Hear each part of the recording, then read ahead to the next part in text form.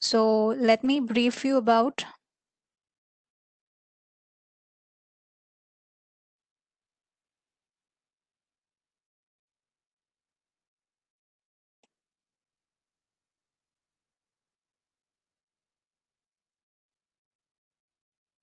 Okay, so the topics that we would be covering would be introduction on CPT, followed to that, what is CPT, OWASP Top 10, web enumeration, web scanners, Metasploitable using Metasploitable question and answer, as well as we move on to the CPT new batch states.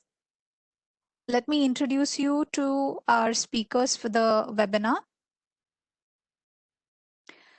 Mr. Rizwan Sheikh, who is the CTO and founder of the company. He is also India's renowned ethical hacker and who is also a cybersecurity expert and an avid bug bounty hunter. For that, we have a third speaker, that's Aditya, who is a cybersecurity expert, InfoSec speaker, and a penetration tester as well. So let's move on to the speakers. Over to you, Rizwan sir.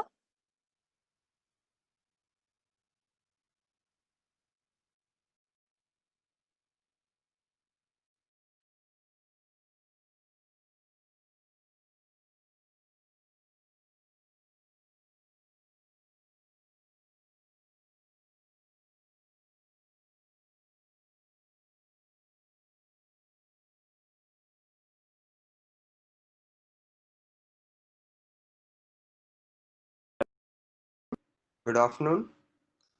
So we have a pool of participants joining from various. So good afternoon to the people who joined and nearby locations, and you can convey the regards in your time zone accordingly. So many at midnight as well, since they are from different country. It's wonderful to see such an awesome interest, especially when it comes to cybersecurity profile and domain. So here we are taking the session today, basically to discuss not about the basics of cybersecurity, but talk about something related to vulnerability assessment and penetration testing. I hope my audio is clear. By any chance, in between, if anyone faces any kind of issue, they can simply leave the message in the chat. Click on the chat box window and you can drop the message directly to any of the panelists and we will definitely try to assist you. My as introduced by Tulip, my colleague, we are basically cybersecurity experts, but being in solutions, we are providing service. The name of the service is VAPT, which stands for Vulnerability Assessment and Penetration Testing. I would be directly sharing my screen with the participants so that you can watch my screen while you are hearing me.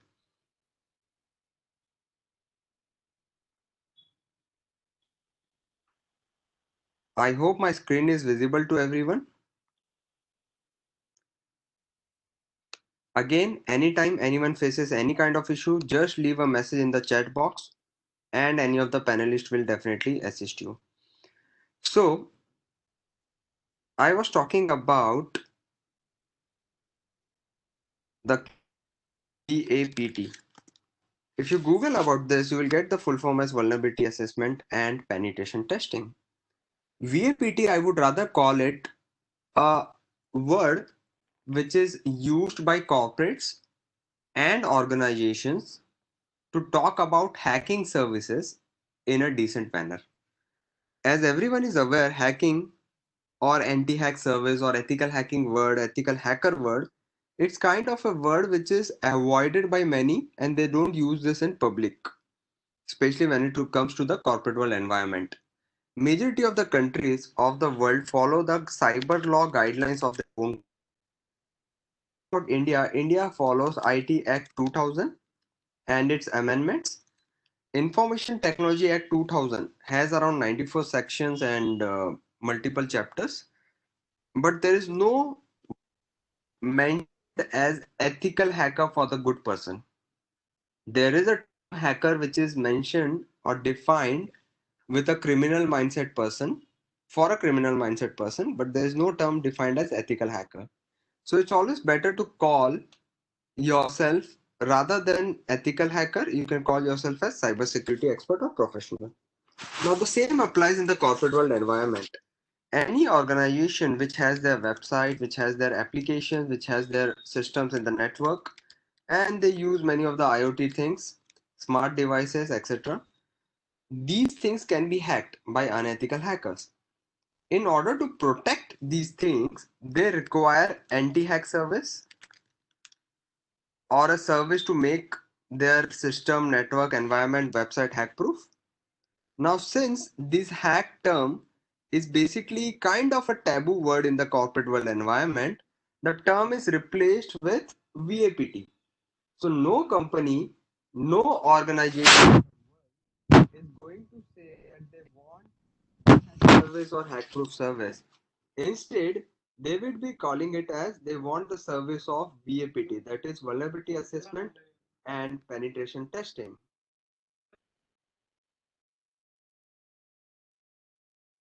So we are going to discuss about VAPT right now. It is nothing but about hacking in order to protect any environment. Now remember the basic certification, which is CISCH. Many of the participants who are attending the session have undergone this particular certification program by Pristine Info Solutions. It covers up the basics, that is the four important pillars of cybersecurity, which includes basics of network security, email and app security. It also includes a part of website security and cyber law. Now, these are the four important pillars to start your journey, basically to begin your journey in the cybersecurity domain. It covers up all the basic concepts, right from how malware works, what is virus, what is Trojan, how the IP address allocation is done, how domain DNS industry works. All these things are covered up in the basic CISCH program. Now, when we want to jump in the advanced part, we have came up with a certification known as CPT, which stands for Certified Penetration Testing Expert. It is not required for you to know or note down the full form of these certifications. This is just for explanation purpose. You will be sent an email with the details what we are discussing over here. So CPT. Now what does CPT covers? We have made this content in such a way that this particular program covers up all the things which are a part of VAPT. Now, VAPT is required on all the things that can be hacked. For example, website can be hacked. So, website VAPT is the name of the service, and in website VAPT, we cover up right from OWASP top 10 to Sense 25 to every different type of attack, right from SQL injections, all the types, many of the exploits, shell uploading, etc. All the things are covered into this particular website VAPT part. Then we have network VAPT.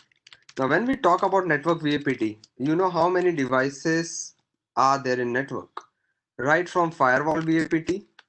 Yes, there is a separate VAPT done for each and everything. Switch VAPT, router VAPT. Apart from desktops and laptops, your network environment VAPT, server VAPT, all these are a part of network VAPT. So anyone who is making themselves expert in the vulnerability assessment and pen testing domain, they must be aware of these things. Then comes the part of mobile and application VAPT. So the softwares, the applications that are present on the cell phone, even they can be hacked or compromised. Now this compromise or hack part which we are talking about is of the server level. For example, there is an of Paytm. Imagine there is some big vulnerability in the Paytm server and the Paytm application using which something can be fiddled, either at the payment transaction screen or at the end screen where you are making the transaction, the cost can be modified or a coupon can be applied. So everything can be gambled upon, right? So even to make those kind of application hack proof, VAPT comes into picture for their applications. IoT VAPT, very less number of people, I would say, in the world are actually capable of doing this. It's a part of our content where all the smart devices, smart things which are coming up in the market are very smart, and they are using some technology behind it. They are using connectivity, they have their defined identity. Many of the smart devices have an IP address statically assigned to them as well. What if this device can be hacked? So IoT VAPT comes into picture. Let me give a brief example. There is one very reputed company which was making a smart lock. Basically, you know how the lock is opened by your key. Now smart lock made by them was a very tough lock. This lock can be opened only by the fingerprint of the owner. Once you configure it, it will open only with the fingerprint. And the lock was so tough that it cannot be broken. And they were basically planning it to name Thor lock. Thor, you know, the Avengers movie and other movies of Thor. Only you can pick up your hammer kind of way. So smart only you can open. Now, even that lock can be hacked and compromised. So we have done IoT VAPT on that particular thing in order to make it hack proof and certified it that it's a hack proof lock and it's been well audited. So VAPT comes in IoT as well. Apart from this, what a person must learn to expertise themselves into cybersecurity profession. Reverse engineering. Reverse engineering is something where you lock and unlock software, or you unlock any of the locked source code softwares. So it's like you might be aware about the cheat codes, the crack, keygens of the softwares. All these are made by reverse engineering experts. They are the one who understands the programming part. They are the one who try to fiddle with the programming and the source code of any particular software in order to modify it according to their convenience and custom. Of course, in open source softwares, where the codes are available openly, free of cost, you can definitely fiddle with the code, tickle it, modify it, use it in your own way, customize it. Even that includes some of the parts of playing with the source code. But reverse engineering here, what we are talking about is when a software is completely packed, emmed, and encrypted and locked. It is not the source codes are not available for public. Still, you can fetch, decode it, and play with it. So that's the expertise of reverse engineering experts. So that's included as a part of the topic in the CPD program. Then we have included many other topics, include like bug bounty programs. Bug bounty programs is basically the program launched by many of the reputed portals and websites, right from Facebook, Twitter, Microsoft, LinkedIn. Don't you think these companies have hired hackers on their payroll? They did. They white hat ethical hackers working on their payroll. Having said that, still they feel vulnerable because there are so many hackers across the world who can be more talented than the hackers they have hired. And definitely people keeps on working 24 by 7. There might be possibilities some of the vulnerabilities are left untouched which are not found yet by their internal team. So they launch their portal for public domain for the hackers in the public, asking them to hack without damaging and report it to them if they find any of the bug or vulnerability. And once they find any vulnerability and report it, they may receive a good bounty amount. So there have been times when people have received crores of rupees in Indian INR. Also, multi-million dollars have been sent by many of the reputed organizations to hackers for finding out one single bug as well. Depending upon the severity and the criticality of the order granted. At times, many of the time duplication happens. Many times, people are trying to find vulnerability, but they fail. At times, when you find the vulnerability, they may not consider it critical, and they will just give you Hall of Fame, a name mentioned in their portal that you have found a bug. Comes at a part of CPT program pack. Last and the most important thing is I have seen many of the people, especially who capability, self-learning capability, where many of the hackers have learned themselves using Google and all. but they fail somewhere to present it. How do you present your report? How to write a report so that it is presented for the corporate? Even that is an important part. So it's not just improving your technical skills, but also improving your presentation skills so that you can demonstrate and present the vulnerabilities which you have found, and also do complete VAPT check along with the reporting. So VAPT report writing includes everything right from mentioning the type of vulnerability, mentioning the criticality level, uh, posting the POC, posting the steps to reproduce the attack. It also includes a part where you mention, apart from steps to reproduce, you mention the precaution and countermeasure for it, and many other things, including index and report writing. So, this is a bit about what the content of the CPT program covers up. And indirectly, it's not just the content, but this is what requires for you to learn in order to be a good actual security expert, that is cybersecurity profession. So the topics will definitely send you over email and you can go through it. Let's cover how exactly the vulnerability assessment is being done. The testing that you are going to perform on any of these, whether it's website, application, network, IoT, every testing will definitely begin with the part known as footprinting. Footprinting is basically pre-phase of attack. It is just information gathering where you are trying to find the maximum number of information available so that that particular information can be used to define your attack surface and begin the testing. Any corporate organization may ask you to perform black box testing. Now, black box testing is not one of the toughest, but yes, it is a bit tricky part where the company, the organization which is asking you to perform the VAPT test will just provide you with a very limited information.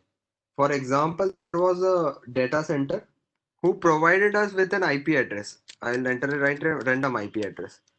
Now they have just given us an IP address. They didn't even inform us whether this is a server, it's a firewall, or it's something else. They just gave us the IP address and asked us to do entire VAPT and give them the report. So, as usual, if you have done CISH basic program, you are aware how to of footprinting. We started reviewing out what is actually running on that IP address. Beginning with the ping command. You know the ping full form is packet internet grouper. It is nothing but you throw the packet onto some IP address. If the system server or the computer which is using the IP is online, it will send a packet to us and you will receive the packet back again. By default, ping works on ICMP protocol, Internet Control Messaging Protocol. I have seen many of the reputed portals, even the website of some of the reputed companies like Tata, TCS, etc. They have blocked the ICMP protocol. And when you ping tcs.com, you may receive a reply like response time out, but the website is opening. So just by pinging using ICMP protocol, it always doesn't mean that the system is offline. So you have to ping using different protocols. So that's how you basically perform footprinting in a more detailed way. After pinging and finding out the operating system or hardware details, then you begin the different types of attack, and right from doing manual testing and the testing using automated tools, you're going to use all different type of mechanism. In this particular program, you will learn how to do automated testing without lot of noise. Now, when I use this term without lot of noise, it means you cannot simply send huge amount of traffic onto some portal or web in order to perform some kind of testing or attack. For example, even when you send huge amount of packets onto some server like Google, they will block your IP address simply. And forget about testing further, but you can't even access their portal using the same IP once again. So without making a lot of noise, you do send very limited amount of packets. It's not that you get thousands of attempts to do a particular thing. So with limited number of attempts, with limited amount of packets sent, you have to perform the testing. My team would be discussing a lot onto how these things basically works out. Footprinting also includes a very important part, which includes using Google search engine and other search engines to run the attack. I would suggest, if you are a beginner, begin with the basics of manual testing and also rely on something known as Google Docs. Google Docs are nothing but the search engine syntaxes available, which helps you out to find the information in more detailed format. For example, there is one Google Doc. Let me give an example of file type colon. It is also known as ext colon. Both the Google Docs does the same kind of work.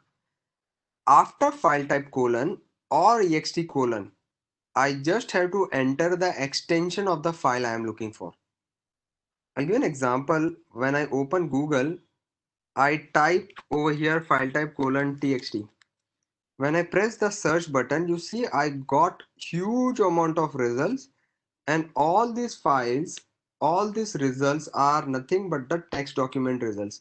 If I click on any of these links directly, the text document will open of that particular website, present any text document present randomly. So Google Doc helps you out to find any particular extension file directly.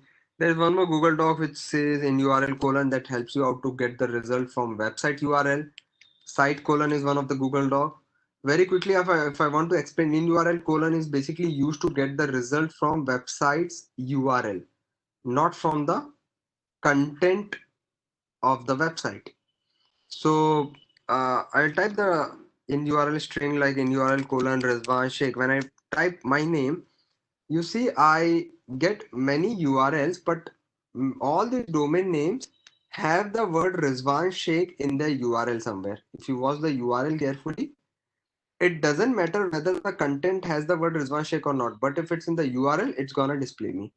So this is how you get the results from website URL. Many of the hackers prefer using in URL colon admin login and such URL strings in order to find the administrator login page of the websites. So this is another Google Doc which can be used to get the result from website URL. Now these two Google Docs which we have discussed are basically giving you the result from random websites of the world. What if I want to test a particular website and I want the result only from one particular website? So here comes the Google Doc which is site colon Google Doc. Now site colon Google Doc is basically the Google Doc where you can enter the domain name after site colon. For example, I type site colon pristineinfo.com. I press the enter button. You see I get all the results only from pristineinfo.com website. So here I see all the results are from pristineinfo.com website. Now what I will be doing is, in order to test one of the website, I was working with one of the government body, was working on a portal. I will exploit DB, which helps you out to find out lot of informations, and there are so many Google Docs which are available, which you can definitely rely on, and they keep on updating their database multiple times. Right, so you can use exploit DB portal. I just changed few of the connection strings, so that's why it's giving me some error. But you can rely on those portals in order to get latest Google Docs as well. I hope you got a fair idea. I have another speakers with me, and there is a speaker, Abhishek, who would be taking up few of the advanced parts right now with regards to the VAPT. I hand over the mic to Abhishek so that he can take the part, especially with regards to the OS top 10 attack. So I'm just stopping the sharing of my screen right now, and I would be handing it over to Abhishek. Abhishek, you can take over and speak. Yeah, thank you, sir. Yeah, hello everyone. A very good evening. My name is Abhishek Chobe, and I'm a cybersecurity analyst. So here I will explaining you about the OS, what is OS, and what is the OS top 10, and the vulnerabilities which are published by the OS top 10. So let's start with this.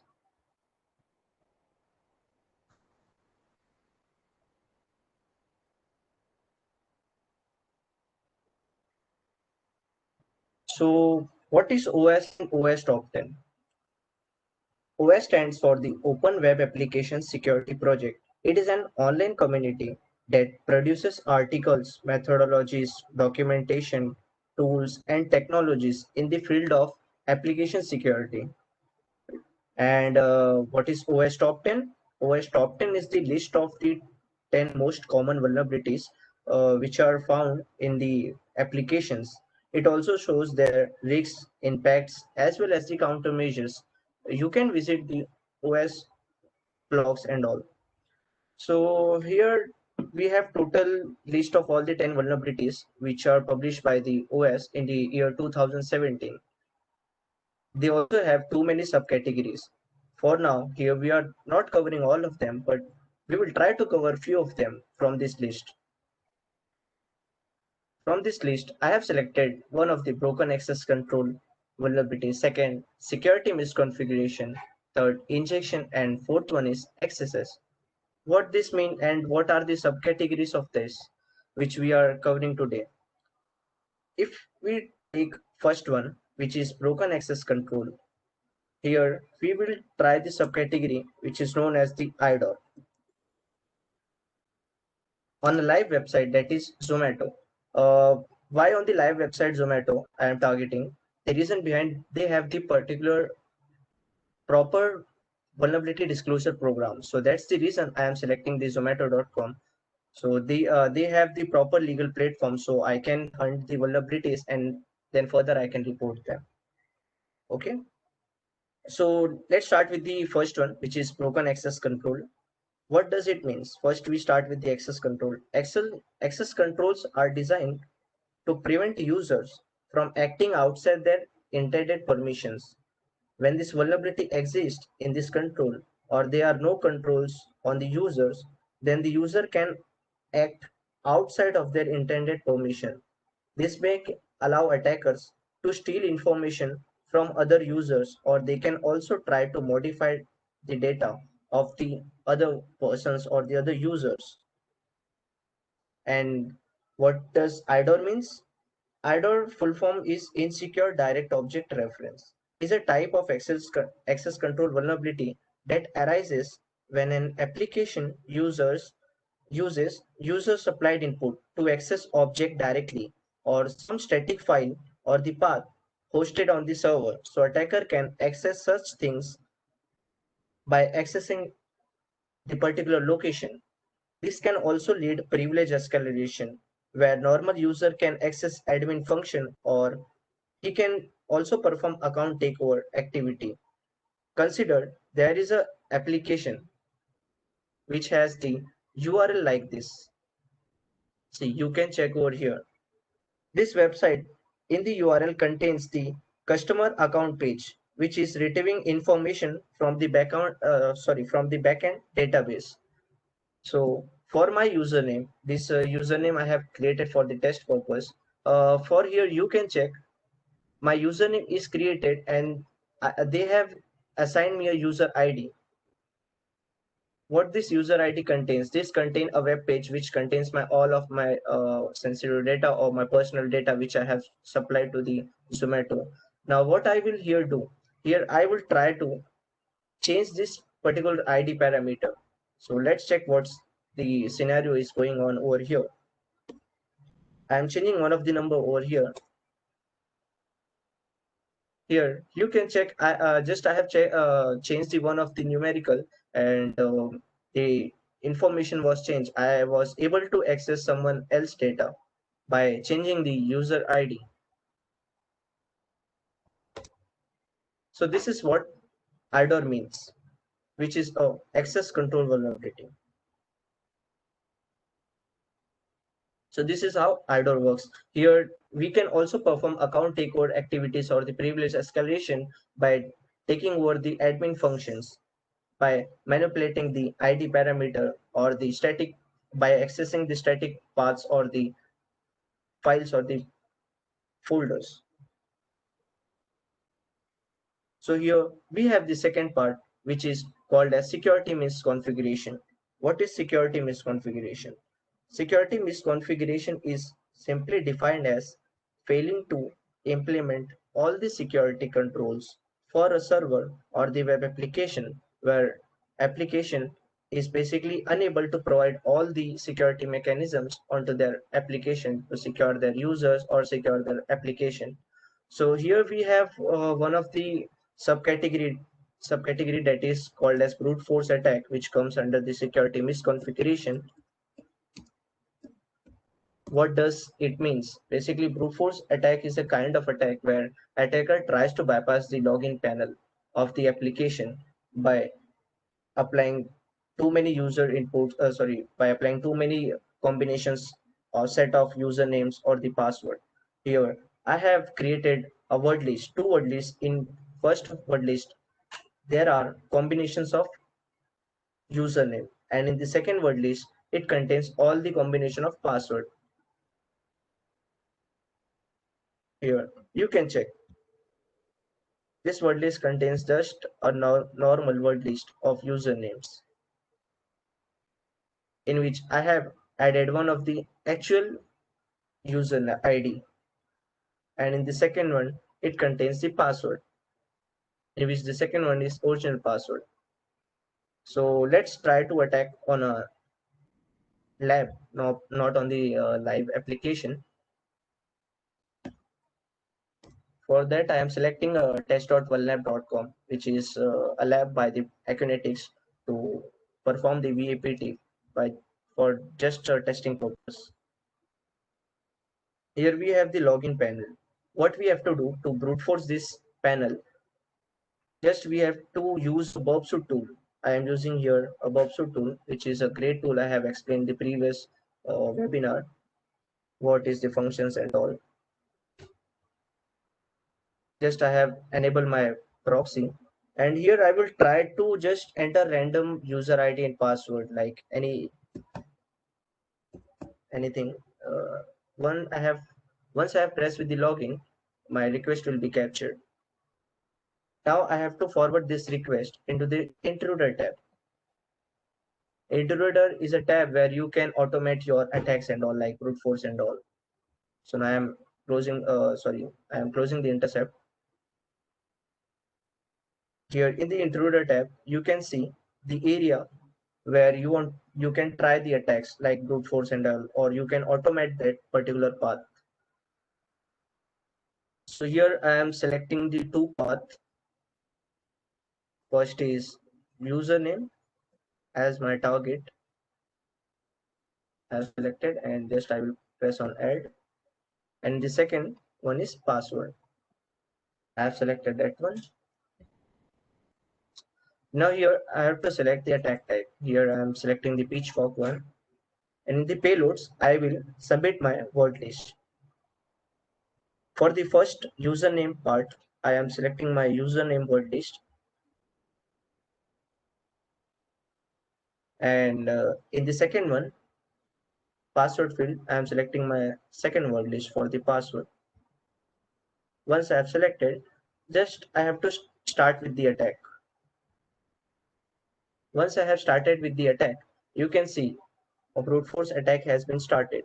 Here, many combinations was tried automatically. Here you can check all the status code. There are many different status code, like which is proceeding with the 200. Like I guess it is applying the brute force attack, or it is giving the access to the application. Let me check once. Here you can check I have successfully logged in with the brute force attack. So this is how the security misconfiguration can arise on the login page by brute forcing attack. So the remedy here can be basically developer can uh, apply the CAPTCHA implementation on the login portal, so no one can try with the brute force attack, or there should be a rate limit on the application login page, so no one can try to attack with the number of multiple attempts and all. So for now we have the third one, which is called as the injection. Okay, so injection, what is injection attack? Injection is a kind of code injection.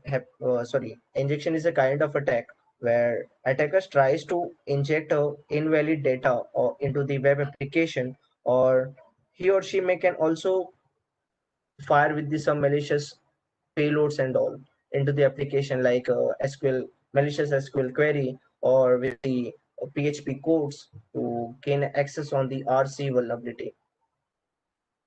So in the injection vulnerability, I am going to cover two of the subcategory.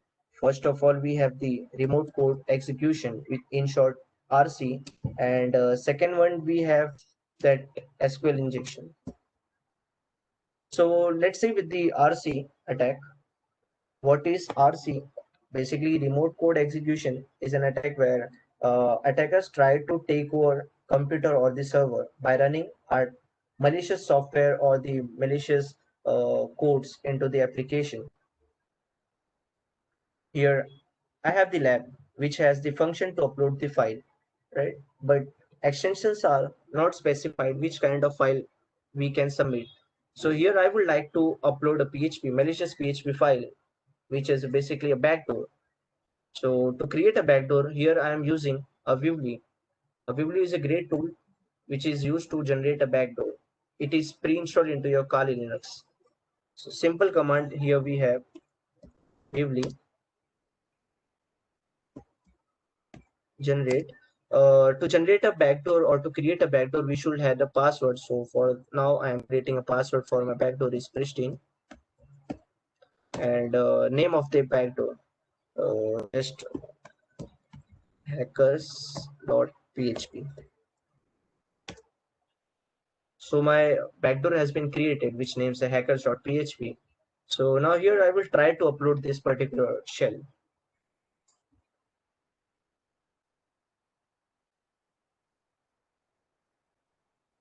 Here I have the PHP file. Once I have uploaded it, see, it is showing the path where my file is uploaded. Just I have to copy this path. You can also access these things from here also sometimes, or you can also access by here. The second command which I am going to use is Vivli. The path which I have copied and the password which I have created to generate the payload. Just I want to press the enter. Here you can check the session has been created. I have got the backdoor connection to the application or to the lab. See, I was able to execute all the commands, and I can also access their server files and all.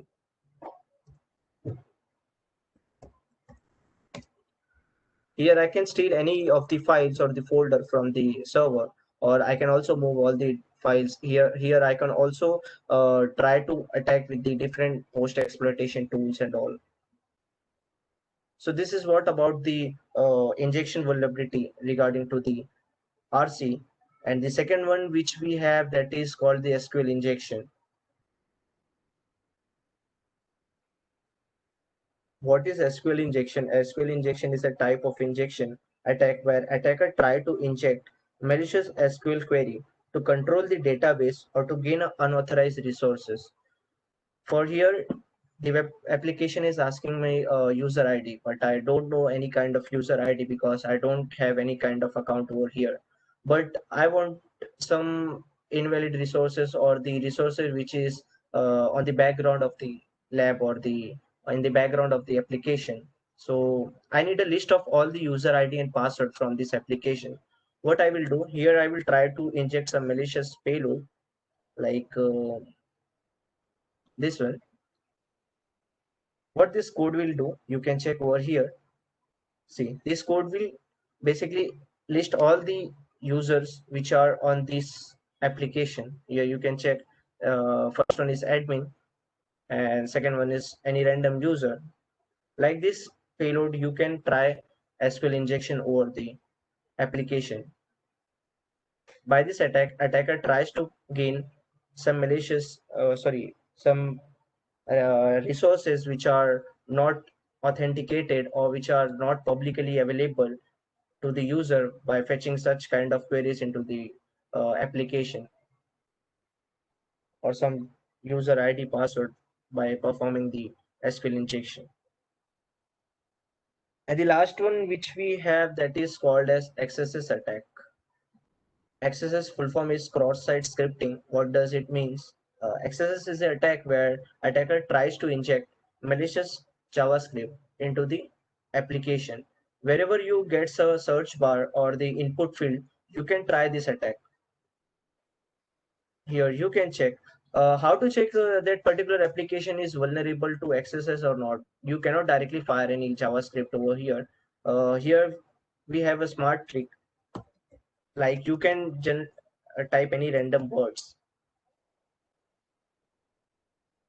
If your word, if your request is reflecting into the response or in the response code, then might that particular search bar or the input field may be vulnerable to XSS attack. So here, now I will try to inject a malicious JavaScript code into this search bar.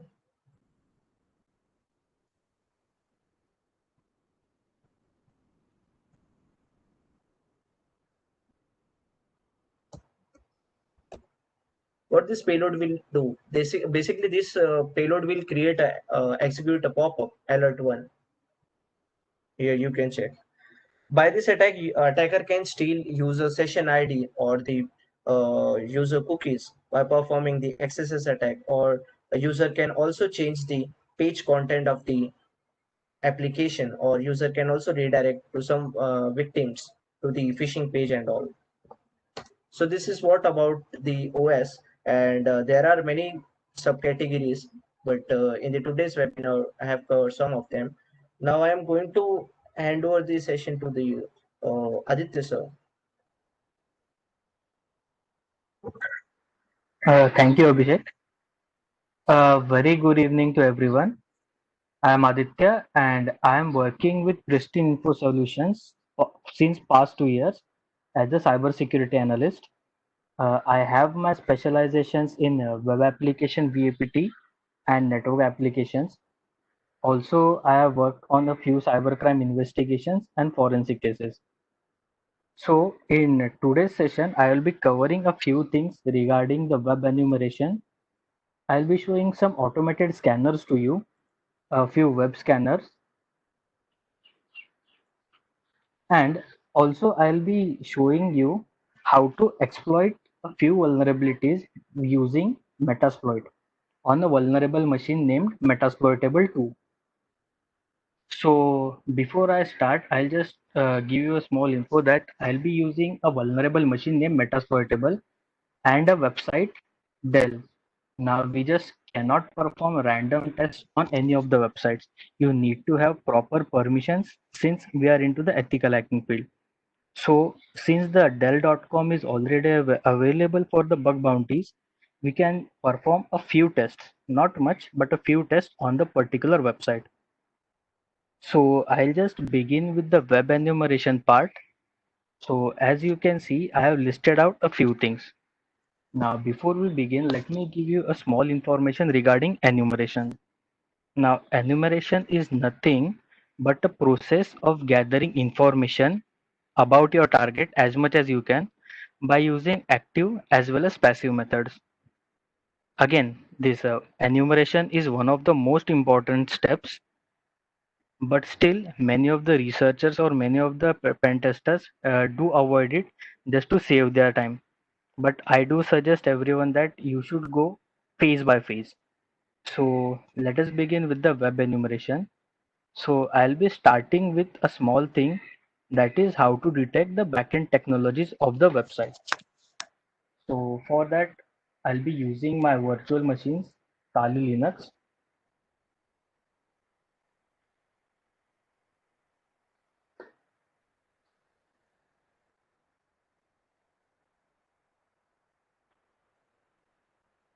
Okay, so let us begin with the web enumeration part. I'll be just showing up a few things in my web browser. So currently we'll be working with a vulnerable machine, that is Metasploitable 2. So I'll just enter the IP of the machine.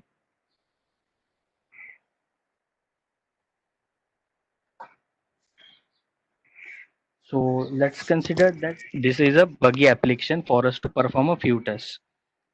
In detecting backend technologies, we get the exact idea of what this particular website or web application is made by using which language or which server is it using. So as you can see, I have a small add-on named Vaporizer that helps me to find out all this information in depth. Now, the particular machine is hosted on Apache server. Now, not only it gives the name of the server, but also gives us the version of the web application. So it is giving a clear idea that it is running on Apache 2.2.8. Also, it has given the backend programming language, the PHP, and the version of the PHP is 5.2.4. So this is a way from where we can get to know the backend things that are running on a website. Second thing that we'll be going through is directory listing or directory fuzzing. Now again, directory fuzzing is a method in which we are able to find out the directories or the files that are present inside the website. Also, it gives us multiple sensitive information that is available inside the website. So for directory fuzzing or directory busting, we will be using two of the automated tools by the name DIRB and DIR Buster.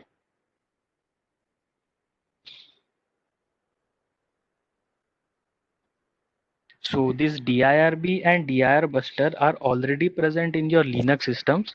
So you don't need to install or make any additional setups for these two particular things. Once you run the DIRB, all you need to do is just enter the command DIRB.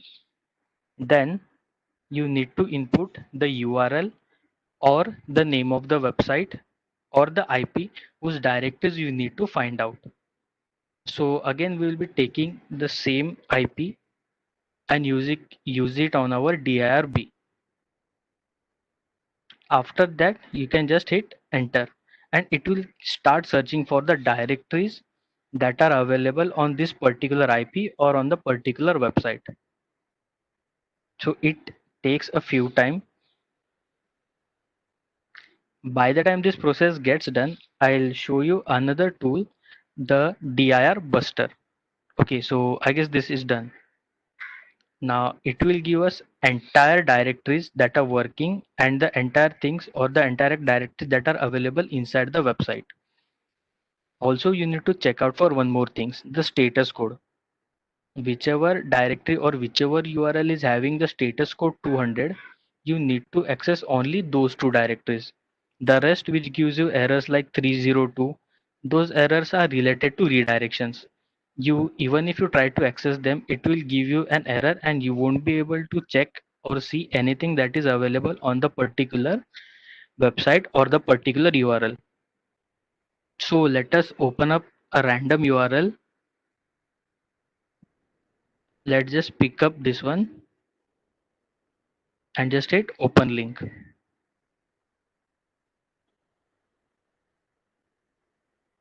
Okay, so even though it is giving that some information is present, but it is not able to load the content that is available on this particular web page. So let us try another URL. Again, it is showing the same thing.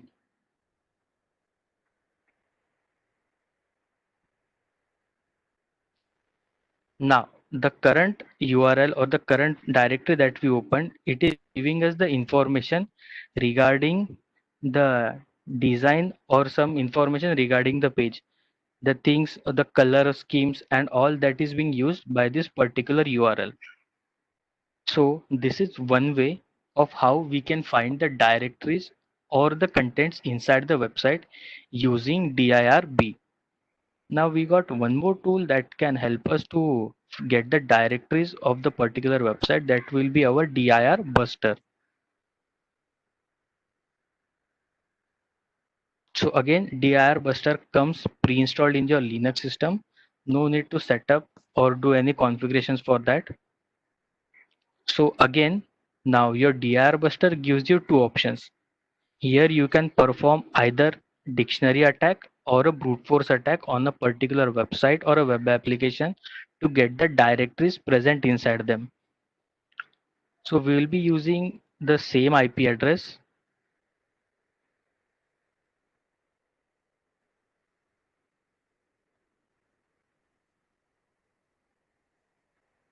Just paste the URL, and over here we will be performing a list based attack. Now for a list based or a dictionary based attack, you need to have word list files present in your system. But there are multiple word lists already available for performing directory bustings or directory fuzzings. So we can just browse it. Now the word lists are present in your root directory, user, share, the word list folder, and the dir buster. Now from the dir buster we can select any of the file that we want, and we can just start performing attack on the particular website or a web application. So I'll just select a small txt, small list.txt. After I set up this parameter, I'll just hit the start button. Also, if you want the process to be much more faster, you can increase the number of threads, but sometimes it may crash your system. So it's better to use it on its default number, that is 10 threads. So let's just hit the start button.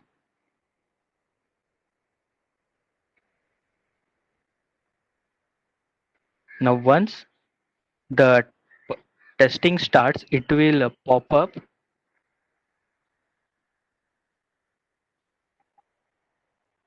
Will give us the list of directories that are available.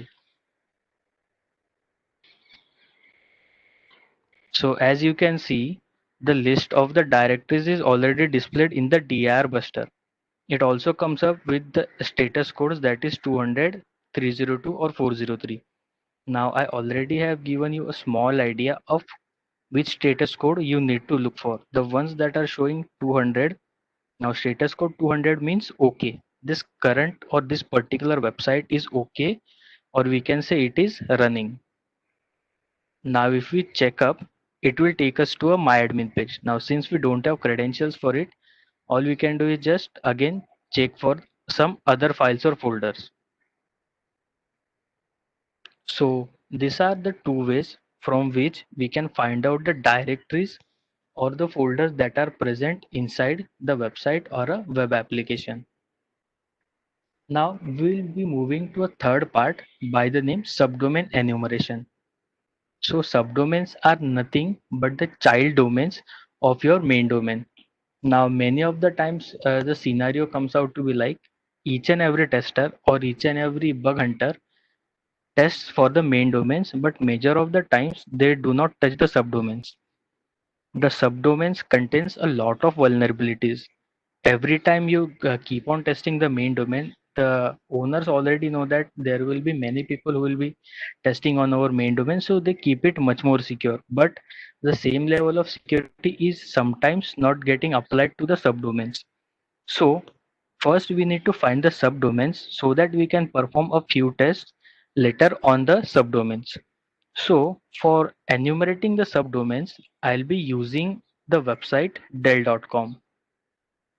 Again, I will be automating the process by using a tool named AMAS.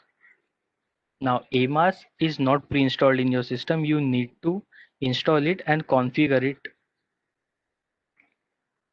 So if we just type in AMAS and hit enter, it will give us the information regarding the entire tool. Now over here, we need to gather intel about our subdomain. So the exact information regarding the tool and the command that we need to run is given with the help option. So by hitting AMAS Intel, it will give or it will start enumerating subdomains for the domain or the target website that we are providing to AMAS. So the command goes like AMAS Intel -d. Here -d will stand for domain. We'll just put in dell.com and minus who is. Once we hit this command, just hit the enter button and it will start enumerating the subdomains for dell.com automatically. Now to get the entire list, it may take some time, but by the moment it has given us multiple things. So now one more task or one more challenge arises is that since it has given this many subdomains, how will you check which of the subdomains are live? Maybe there is a chance that the particular subdomain may not be live at this moment, or they might have moved the content to some other domain. So we just won't keep on checking it manually. Instead, again, we'll automate this process. But before that, we need to make a small list that will help us in making the process much more shorter. So what we'll do, we'll just select some random subdomains and put them in a text file.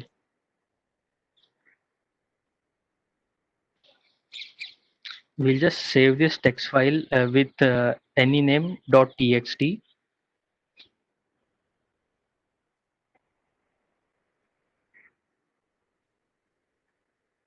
Now, since we have created a list, now we need to automate the process. So to check which of the following subdomains are live and which of the following subdomains are not working of the list that it has the AMAS has provided us, we will be using another automated tool known as Eyewitness. Now, again, Eyewitness is not the tool that comes pre-installed. You need to make configurations for it.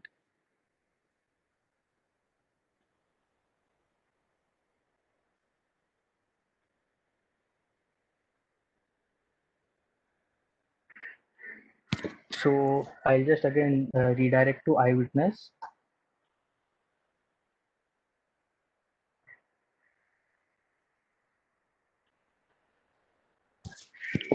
Okay, so once you run Eyewitness, it will give you multiple options. Now the command will be like eyewitness -f. -f over here will stand for name of the file. Since we have already created a small text file that will help that contains subdomains, we will be using this particular file and uploading it inside the Eyewitness.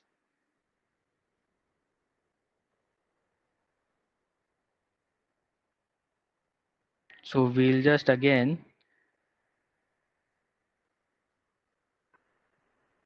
just put this file over here, and in the end we will enter --web. Now this is one of the special features of Eyewitness. What it does, it will check for the domains that we have provided it with. It will take a snapshot of each of the subdomain or the domain that we are providing it with, and it will give us a result that will be displayed on the web browser. So it will help us in finding which of the particular subdomains are live, how it looks, and whether it is actually running or not. In case the domain is not running, it will give us an error 302 or 400 or some 403 404. So it will save a lot of time for us. The entire process will take near about a minute or two. It won't take much time since we have given input of no more than 17 rows. Now, in case you are having host more than 100 or 200, it may take a time of near about 15 to 20 minutes. So we'll just wait it till then. By the time the subdomain enumeration gets completed, let's just move on to the scanner part. Now, Abhishek has already shown you the manual method of exploiting the bugs.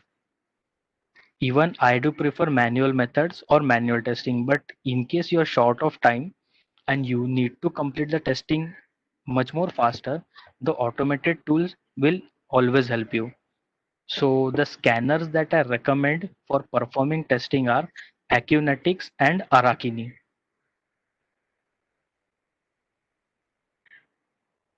So let's just move on to the scanners. So I am using Acunetics version 11.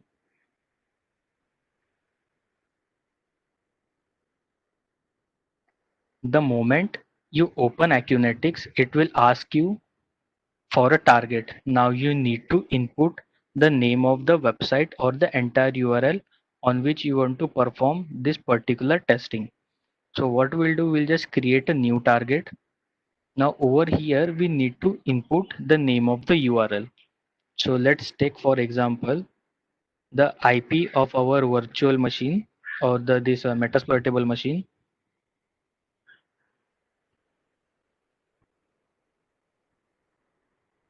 Just give any description, whichever you like, and select add target.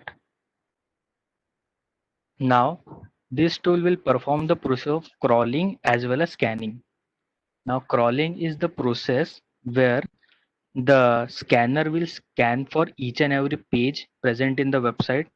It will check for each and every parameter and each and every endpoints that are possible and give us the results or the vulnerabilities that are available or present in this particular website or a web application. Once you have given it a target, all you need to do is just hit this scan button.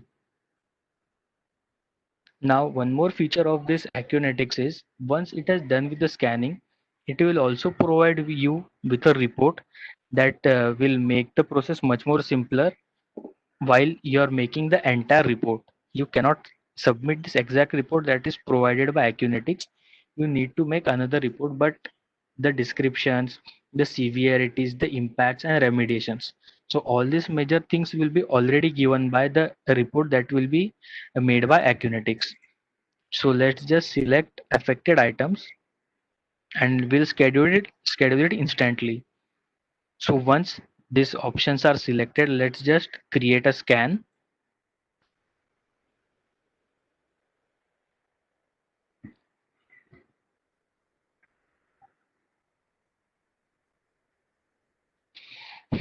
Okay, the moment the scanning start, it will start for checking for vulnerabilities. Now, if you want to check which vulnerabilities have your scanner found out by this time, we have a tab by the name vulnerabilities.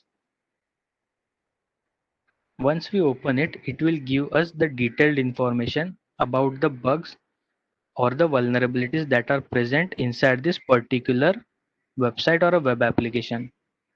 Now, the severities of bugs start from critical, that is a P1, high P2, medium P3, low P4, and informational P5. So the severities are arranged or identified in this format. The vulnerability that is given by Acunetics, it is showing of a high vulnerability by the name remote code execution.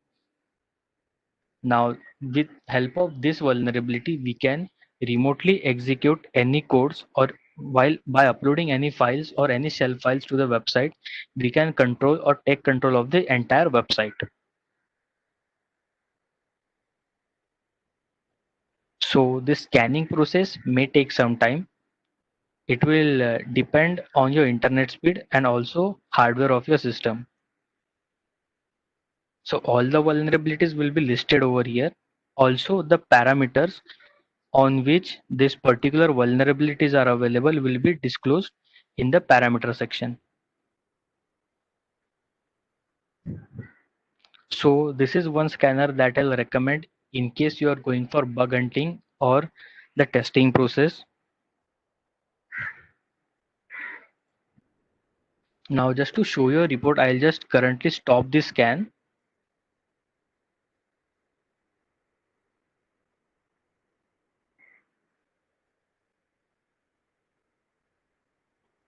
Now since it is aborting, once the aborting process is done, it will give us the option generate a report. It will ask us which template should we choose, and it will generate the report automatically. So once this report is generated, we can download this particular report and we can check what are the things that are disclosed by our scanner Acunetics.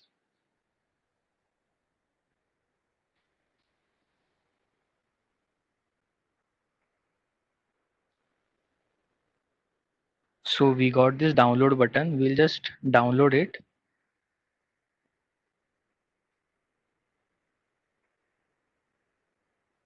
So this is the format in which Acunetics gives us the entire result.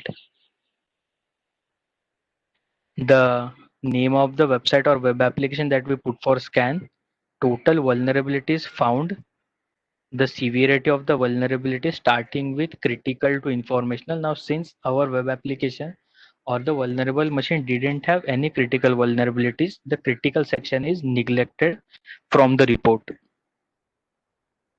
And this is the entire information it has gathered after performing scans on that particular machine.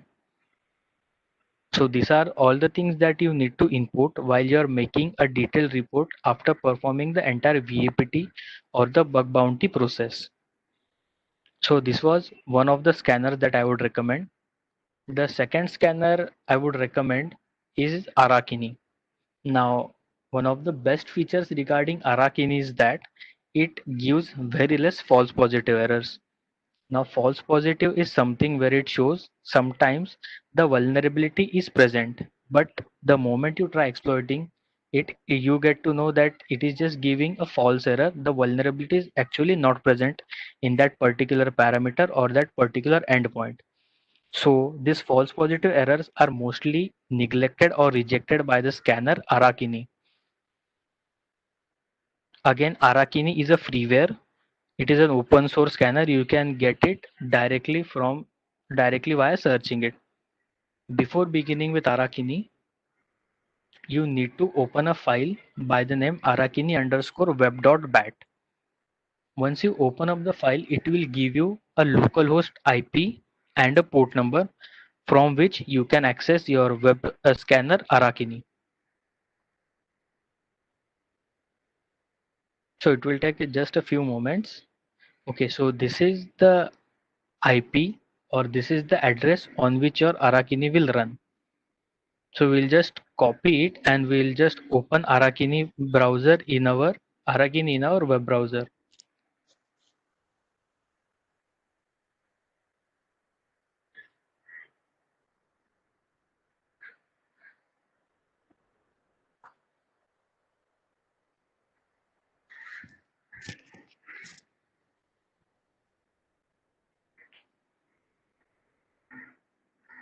After you after you enter this address, it will take you to a login page where you will be using the default credentials and we will be logging into the scanner.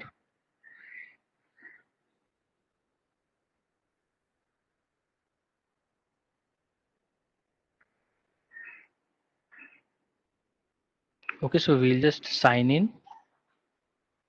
This is the entire interface that your Arakini displays you. So to scan a website, you need to go to the scans, new, and you need to enter the URL. So over here we will be using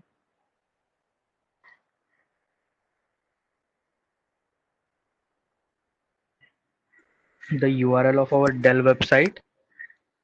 Scan should be set to default global. In case you're changing the scanner the settings to global, that is it will search for only a single vulnerability, that is cross-site scripting or SQL injection. It won't check for any other vulnerabilities except these two. So it's better to keep it on default settings where it can check for all the vulnerabilities that will be present in that particular website. Once you set the URL, just hit the go button and the scanning process will start automatically.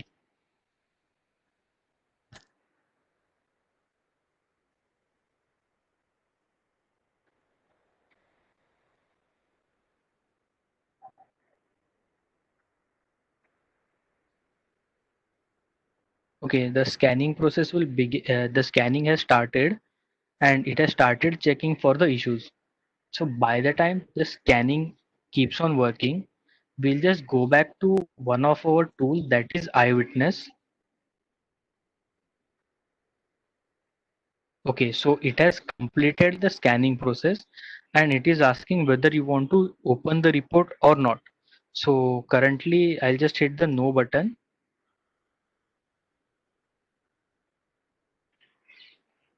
Okay, so in case you want to check the report, the entire report will be available in your Eyewitness Python, and the name of the report will be displayed by the Eyewitness search. So I'll just grab this file into my Windows system and I'll just open up this report file. So this is how the entire report will be displayed by your Eyewitness. Now, in this case, it was not able to grab the screenshot of your website. That's why this particular column is shown with a blank. So in this way, Eyewitness will help you to find out which of the following subdomains are live and which of the following subdomains are dead. In case it is not able to reach or ping any of the particular subdomains, it will give you an entire error information with a separate column. The ones that are working will be displayed first and the ones that are dead will be displayed in the end. So this is how the automation process saves our time. Also, it helps us to find out a lot of things.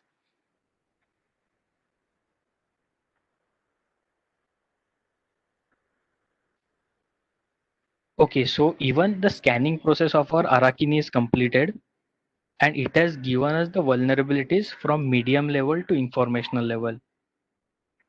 The entire description is also displayed in these sections. So this was short information regarding the few of our scanners. Now again, let's move to exploiting the vulnerable machine Metasploitable. Now in Metasploitable, I'll be showing you how to exploit the VSFTPD vulnerability. Now VSFTPD stands for Very Secure File Transfer Protocol daemon. So we will be exploiting this vulnerability and we will be gaining access from boot to root. That is, we will be starting as a local user, but by the moment we gain the entire access, we will be the root user for that particular machine.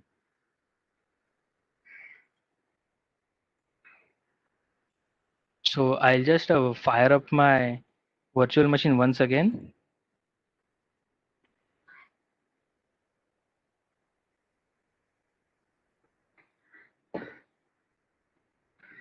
Now over here, I'll be showing you a few of the steps from the Metasploit.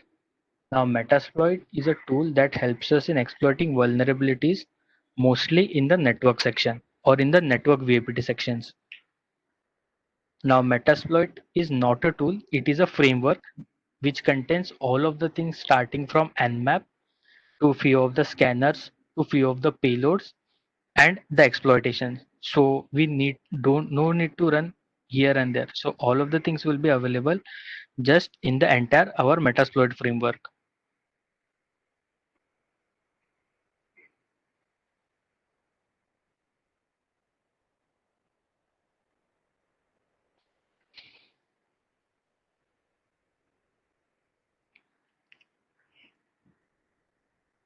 So what I'll do, I'll just run the Metasploit framework console with the command as msf console. Now another question arises in case you are connected in a network and you don't know the number of machines or number of systems that are available or alive inside the network. So even to find that thing out, we got another utility by the name Angry IP Scanner. Now what this does, it will help us in finding all of the machines that are connected inside the network with their host names and with their MAC addresses.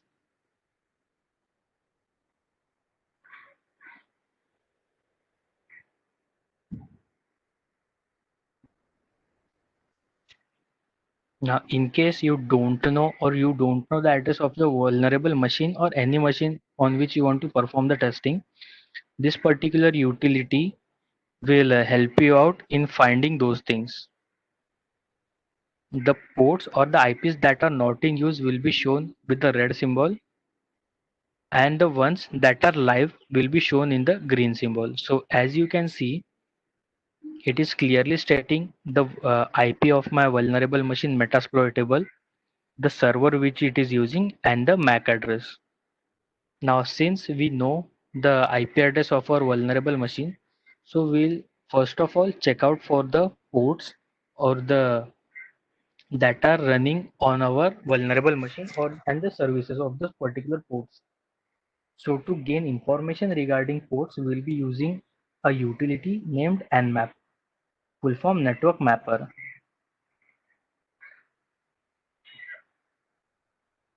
Here -p minus will stand for scan all virtual ports, and -sv will stand for get the service version of this particular ports that are running on the vulnerable machine. And after that we need to enter the IP address or name of the website whose information we want to gain.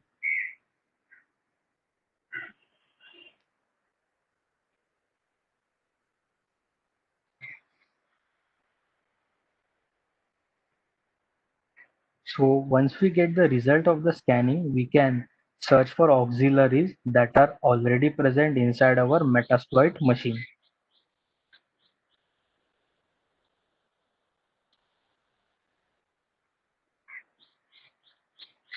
So let's just wait out for a moment.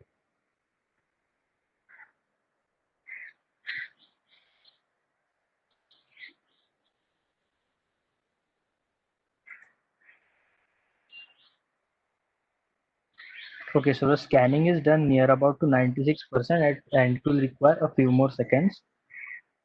Once the scanning is done, it will give us the entire result of the ports that are currently live on the particular machine along with their service versions.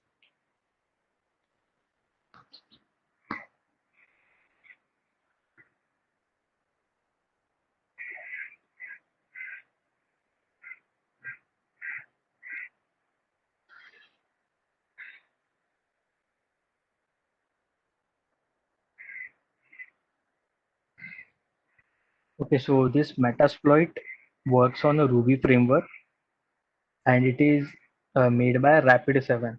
So the Metasploit is also pre-installed in your system. No need to make any configurations. Also, the Metasploit is available in the graphical user interface by the name Armitage.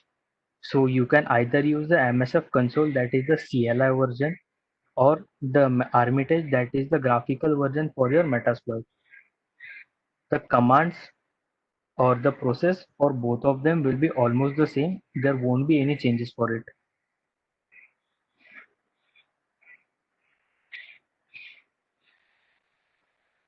Okay, so the scanning has been completed and it has given the entire result. So these are the number of ports and the protocols that are working on this particular machine, and the service versions are displayed under the version section. So I'll be showing you how to exploit the VSFTPD. So once we got the information that VSFTPD is available, you can get exploits regarding the VSFTPD on the exploit DB. So we'll just search for the auxiliary.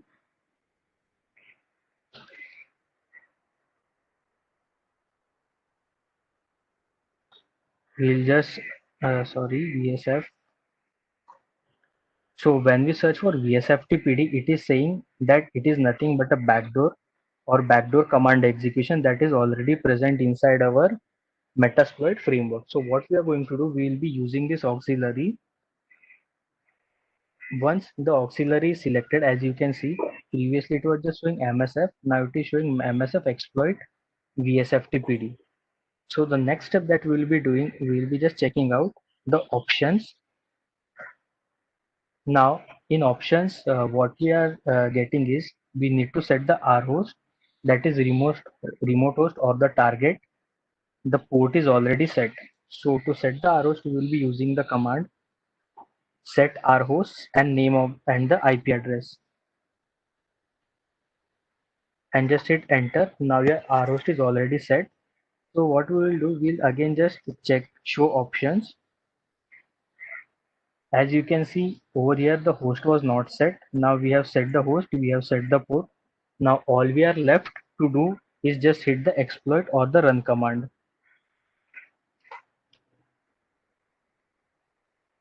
So once the we hit the exploit command, okay, so I guess we are pretty much successful in gaining the shell, because it is clearly giving a notification that shell and a session has been created.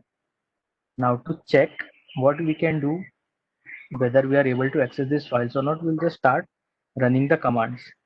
We will run the most basic command by the name ls, which stands for list. Now the moment I hit the ls command, it just gave me a list of directories that is present inside the Metasploitable machine. Now to check whether you are having root access or just a general user access, we'll use another command by the name whoami. Okay, so even whoami is saying that currently you are logged in to this particular Metasploitable machine, or you have taken the access of the Metasploitable machine as a root user. So this is a way in which we can gain access or bypass multiple machines, or we can compromise multiple machines.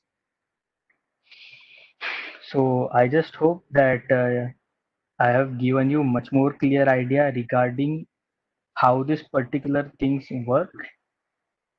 So handing over back to Tulip ma'am.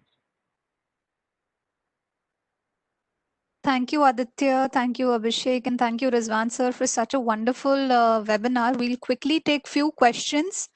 So we have a question from Divyanshu for Abhishek. How to excel as a bug bounty hunter? So Abhishek, can you put light on that question, please?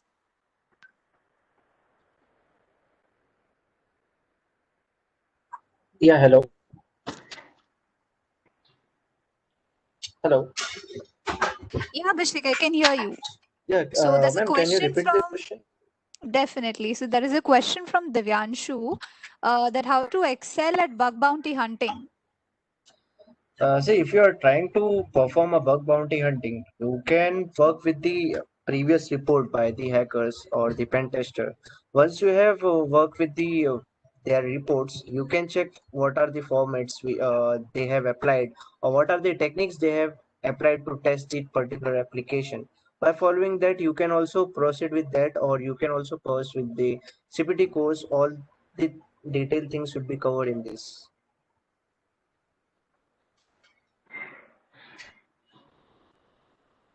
Okay, so there is another question from Bhuvan to Aditya, like which programming language should an expert know to undergo penetration testing or breaking into a particular website? Okay, so programming language, if you want to learn the programming language, I'll suggest you go for JavaScript and the PHP, because major of the exploitations we need to use the payloads which are already created in Java language. But if you are having a good understanding regarding JS and all, you will also get to learn how these DOM based things are working. Now PHP will also help you much more in that. Also, if you are more interested, you can go for Python. It will help you in making the tools of your own. Okay, all right. Thank you so much, Aditya. And before we finish up with the entire webinar, let me just take you through a few things about Pristine Info Solutions. I'll just share my screen with you all.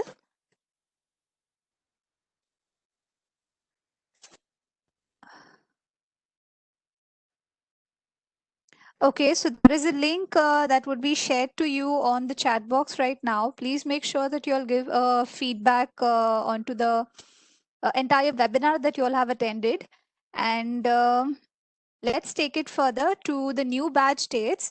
So we have new batches for CPT for weekdays as well as weekends. So you all can inform us preferable timings for weekdays and weekends. So weekdays we are starting from 13th of July, and it will be like a 3 days a week batch. And weekends we have like starting from 11th of July, which will be conducted on Saturdays and Sundays, and it would be for 2 hours of class, practical based. For more details, you can either visit our website or you can email us regarding your query, your concerns, or you can directly call us up on the number mentioned. And yes, you all can also get in touch with us socially. We are on Facebook, Twitter, Instagram. Please follow us. We have all the latest updates about cybersecurity, about cyber threats, how you should be aware about, and basically how can you prevent such cyber threats. Yes, as we earlier mentioned, and if you have been very attentive in the entire webinar, all the courses that we offer are practically based with less theory. For more details, please contact us. And on this note, we will end up the entire webinar. Please stay safe and keep learning. Have a good day. Bye.